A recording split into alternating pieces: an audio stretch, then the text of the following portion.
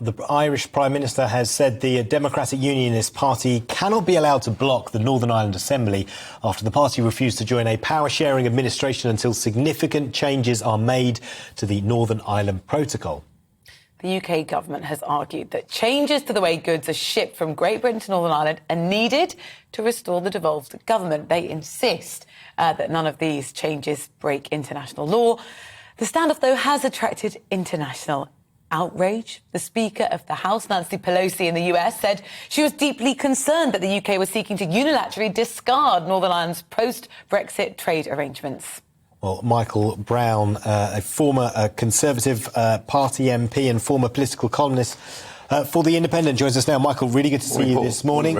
First of all, Nancy, how do you feel about the fact that Nancy Pelosi has waded into this, the Speaker of the US House of Representatives? Well, it's election year in America for the midterms, and frankly, I think this is just straightforward electioneering inside the Democratic Party from the point of view of Pelosi and her Democrat colleagues who are facing a very difficult fight in November.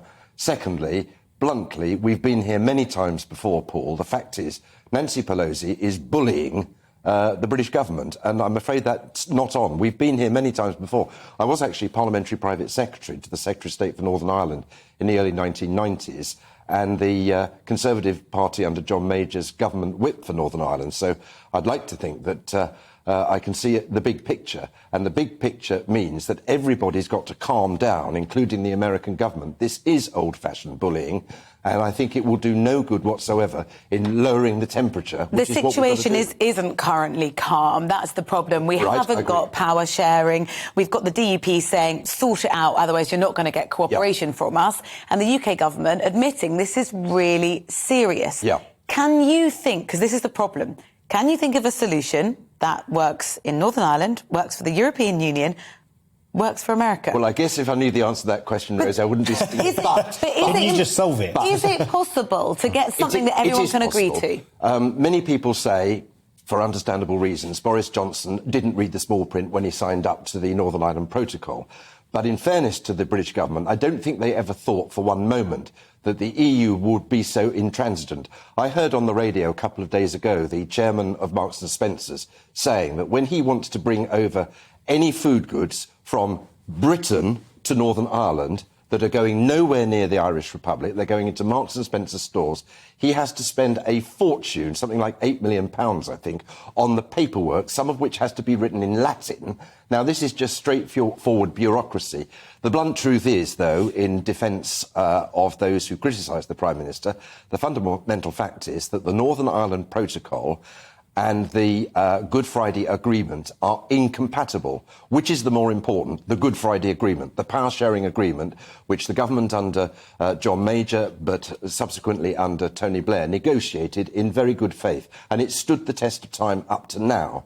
Now, I think that if the EU were prepared to sit down and negotiate with the British government, we could probably get a solution. None of these I think the EU are prepared to negotiate. The problem is when they have those conversations, they don't come to a marrying point. Well, I certainly agree that Liz Truss doesn't help matters by fanning the flames. She and Nancy Pelosi, I think, are both to blame by causing an unnecessary fanning of the flames. You want cool, calm deliberation.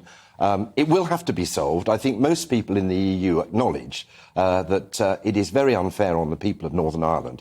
But at the end of the day, coming back to your main point about why do outsiders tend to interfere in Northern Ireland, EU and America in particular, there is a secret agenda. And the secret agenda is to so create the circumstances for a united Ireland. That's for the people of Northern Ireland to decide in a border poll. Well, the EU would say that it's merely guarding the single market. That's why it needs those checks. And they would argue that Boris Johnson signed that agreement, it was in there, and that if he didn't like it, he shouldn't have signed it. Well, I suspect that any reasonable-minded person looking at the agreement when the two sides sat down a couple of years ago and signed the protocol, they would have never believed that somebody would argue the toss about Marks and Spencer's having to have every cheese sandwich checked by a vet in Great Britain before the cheese sandwich gets into Northern Ireland to be sold only in Northern Ireland. And to be fair, the EU, I mean, they did put forward suggestions, or they said that they would reduce the number of checks by up to 80% on a lot of goods.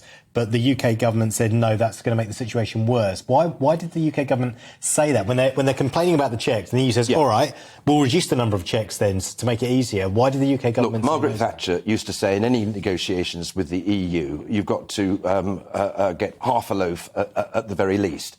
There's more than half a loaf here. I can't believe that it's beyond the wit of any sensible diplomat, civil servant, negotiator that cannot bridge that relatively small gap. And at the end of the day, it's in nobody's interest, certainly not if you want to protect the Good Friday Agreement, which has given largely peace for the last 25 years.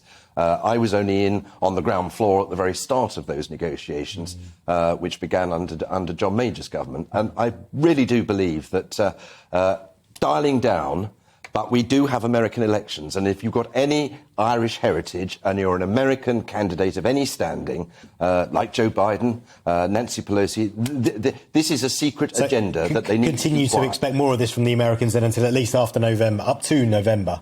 Well, I'd hope, for goodness sake, that we can solve this issue before November, because quite rightly, everybody wants the power sharing to be set up again after the recent election. And as soon as possible. And as soon as possible. Michael, thank you very much for joining us. Really appreciate your time this morning, Michael Brown, former Conservative Party MP and former political columnist for The Independent.